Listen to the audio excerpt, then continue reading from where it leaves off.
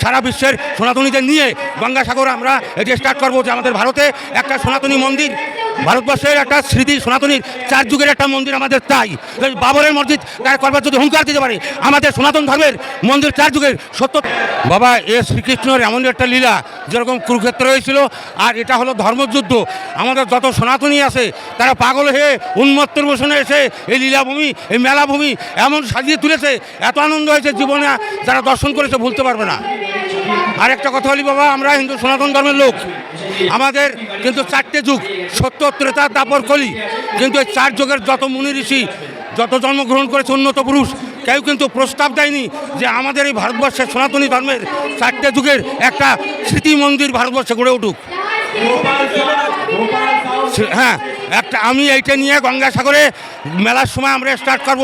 যত আমরা সনাতনী ভাই আছি সারা বিশ্বের সনাতনীদের নিয়ে গঙ্গাসাগর আমরা এটি স্টার্ট করব যে আমাদের ভারতে একটা সনাতনী মন্দির, ভারতবর্ষের একটা স্মৃতি সনাতনীর 4 যুগের একটা মন্দির আমাদের চাই।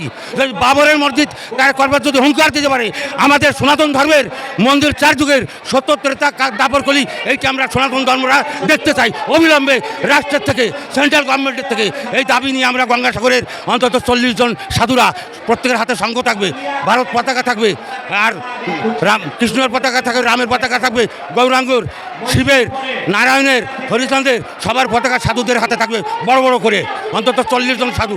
তার পিছনে মতুয়ারা থাকবে 2 লাইন। আমরা এই সনাতনী উদ্বোধন করব 4 যুগের সত্য, ত্রেতা, দ্বাপর, কলি এই মন্দির আমাদের ভারতবর্ষে চাই চাই চাই। এটা আমাদের হ্যাঁ,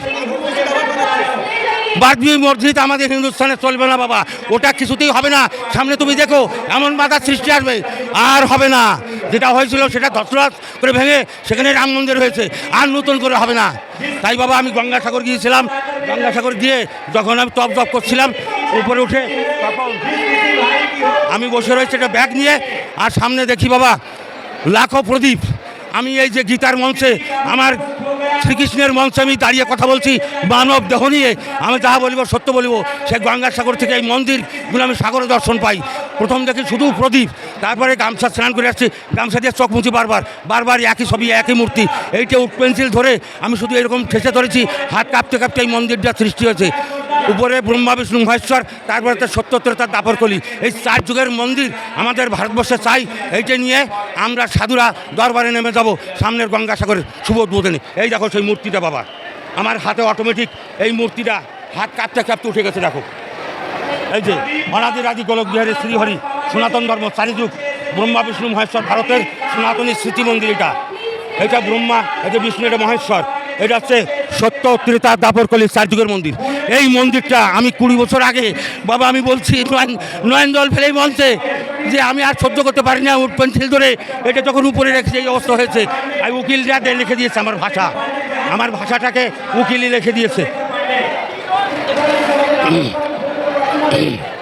সৃষ্টিকর্তা ভগবান ব্রহ্মা, বিষ্ণু, মহেশ্বর, হিন্দু সনাতন ধর্মের 4 যুগ, সত্য, ত্রেতা, দ্বাপর, কলি।